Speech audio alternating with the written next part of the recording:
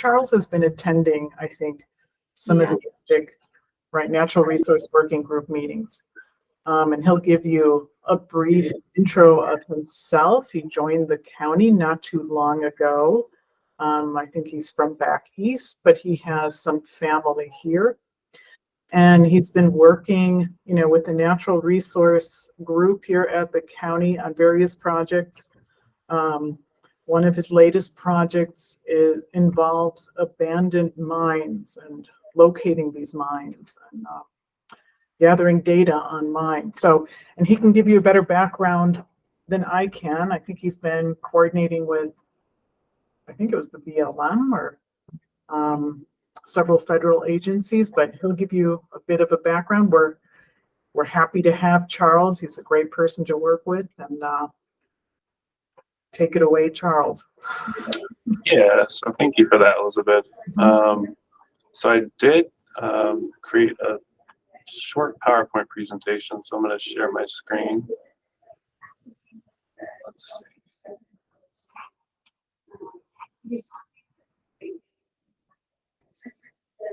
I think it's loading. Okay.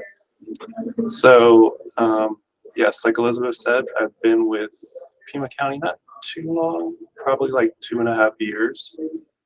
So I started out as a technician, working mainly on DOT projects, and then from there moved over to Elizabeth's team and worked on various DOT projects as well, but also natural resource related projects, which includes this one.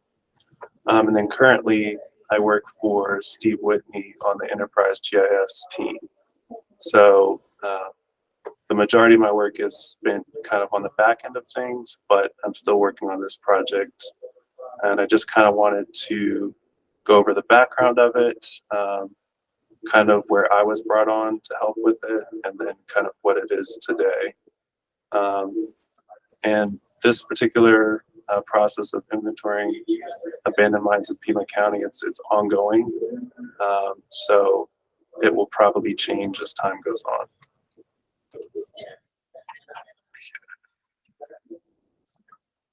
So just to give a little background, before my time, I think it was around 2012 is when this feature class started. But basically, our natural resources team wanted to be able to locate and also categorize abandoned mines that were located on Pima County owned property and leased property. So there was numerous reasons for that, but one of them was just to determine you know, any potential safety issues with some of these sites. So you can see here in this image to the right, this is an abandoned mine site that's located on one of the county properties. And it has a sign, which I think gives very good advice that everyone should follow if they encounter an abandoned mine, because there's just so many different things that could kill you, basically. So stay away, stay out, and stay alive, as the sign says. So when I was brought on, it's my understanding that the initial data for this feature layer was collected from kind of a combination of handwritten field notes and also data from handheld GPS units, you know, to get the latitude and longitude of these sites. And then when that information was brought back into the office, a point feature was generated from it. Today, our staff is using mobile devices with ArcGIS field maps loaded on it, and that has really streamlined the process, which makes it easier to get data they're collecting in the field back into our geodatabase. So to create that field maps application, the first thing I had to do was symbolize the layers like I wanted them in ArcGIS Pro. And I just found that that's easier than trying to do it on the website. So you can see here that I have the abandoned mines feature class loaded in, which is like this little A icon. And then anything that's colored in green just means it's been verified in the field. Anything in white means that staff has yet to verify it. And then some other reference information we have are ranch roads, which are basically just dirt roads on the county property. Some trails, which are shown in orange. Any major streets that are near this particular site. And then the county property boundaries itself, which is probably the most important reference layer, is shown in this kind of turquoise color. So once you have all this symbology the way you want it, the next step is to upload it into ArcGIS Online. Because I wanted staff to be able to edit the abandoned mines feature class alone, I uploaded that separately, and then all the different reference layers you see on this map are uploaded kind of as a group. And then once all that's in ArcGIS Online, you can start configuring it to how you want it to look in the actual field maps application. For people that are familiar with field maps, they do have a editor that can be used, which gives you more options than what you can do in the web map editor. But for our particular case, the only changes that staff really wanted to the data in the field was what they see when they tap on a particular feature. So I basically just got rid of fields in the pop-up. And another thing I added at this point is an aerial base map that's from Esri, and this is a particular base map that can be downloaded for offline use, which I'll touch base on in the next slide. So the offline areas are created because there may be instances where staff is unable to get an internet connection when they're in the field. A lot of these properties that they're going to are pretty remote. So what we've done is kind of predefine some areas that they can download on their device when they log into it. And then once they have that downloaded before they go in the field, any changes they make offline will be held on that device. And then once they have an internet connection, they can sync it back to ArcGIS Online. So you can see here, this kind of like lime green color is the boundary of the offline area. And one thing that I found when choosing the, I guess, drawing scale for the offline area is to leave it between states and building. That seems to be a good balance between the size of the offline area and what the person can see visually when they zoom in on the device. So with that, I can show you kind of how that mobile application looks. So I'm going to join on my phone.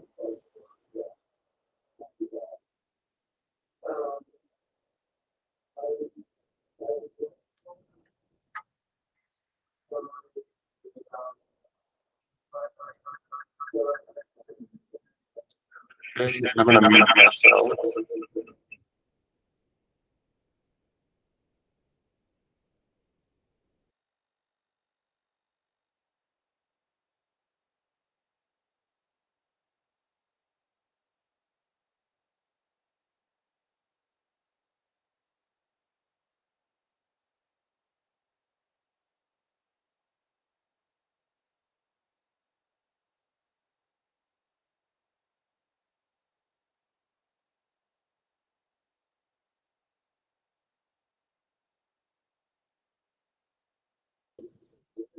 Hopefully the echo is not too.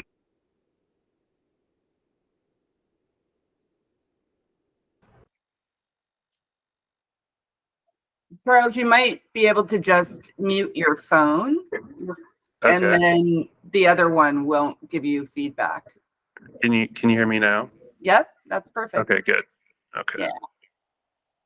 I'm going to share my screen so you can see the field maps application.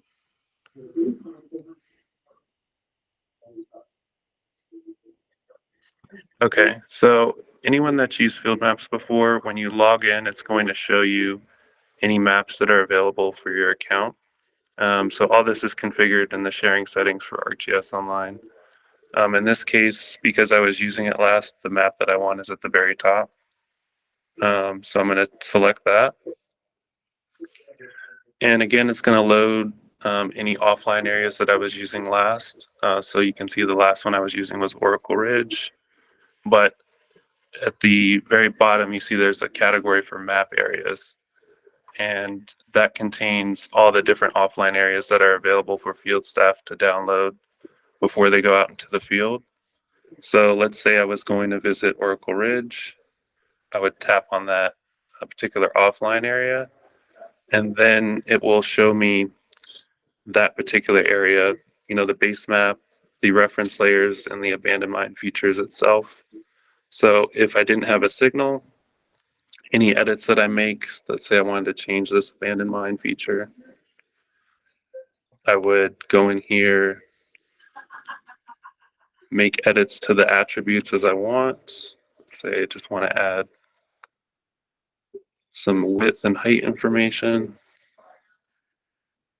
And then when I'm done, I could go up here and hit submit.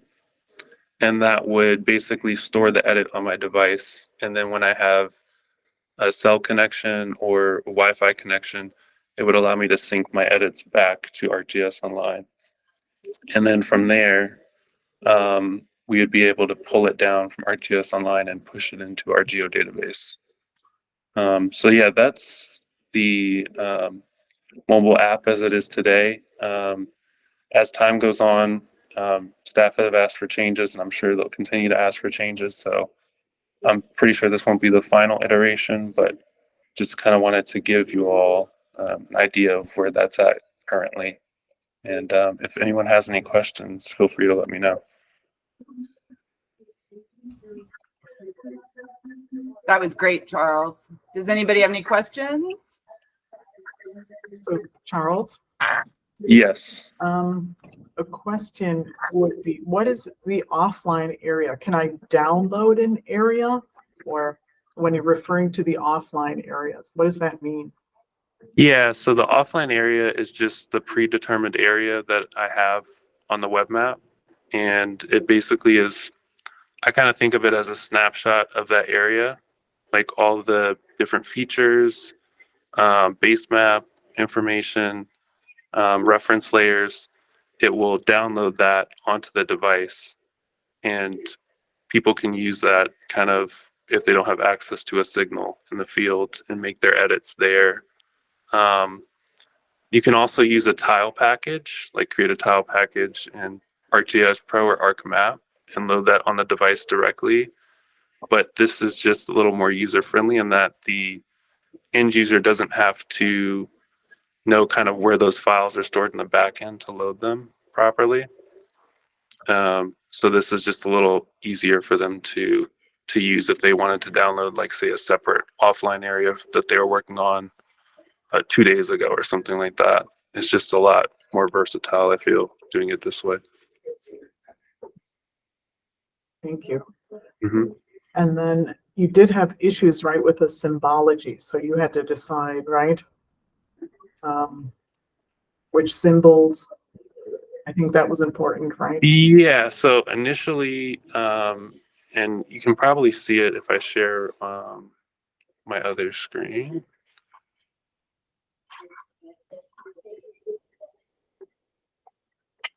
Hold on. Let's see.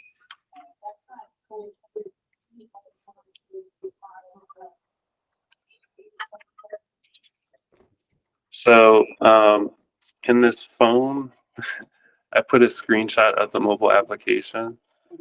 So these green points and the white points, that initially was not separated. So what staff ran into in the field is they would visit a mine, and then there would be a mine maybe 10 feet away. And because a lot of these mines are clustered in one area, it was hard for them to determine which ones they visited versus which ones they didn't. So we recently added this symbology in there that basically will turn it green whenever staff, visits that particular mine and they say that they've verified information on that mine. That way, you know, if they have to go back to that particular property at a later date, they know, you know, what they've already looked at. So that made their life a lot easier. And then I think they're also remediating the mines, right? There's projects going on where. Yeah, and that side I'm not super familiar with. I just know that some of the mines, they are putting like fencing around or filling them in. I think the priority is ones that are close to places where, you know, members of the public could potentially venture to. But again, that's something that NR staff determines. We just want to help them be able to collect the data and be able to look at the data when they're in the field. And you don't know how many mines have been cataloged, like abandoned? I think currently the feature class is at like around 2,000 features, but that's just what we know about. One of the field staff that goes out and does this inventorying regularly finds new mines every time. So I have a feeling that will grow pretty large, you know, as he's going out into the field. But for right now, it's around 2,000 features.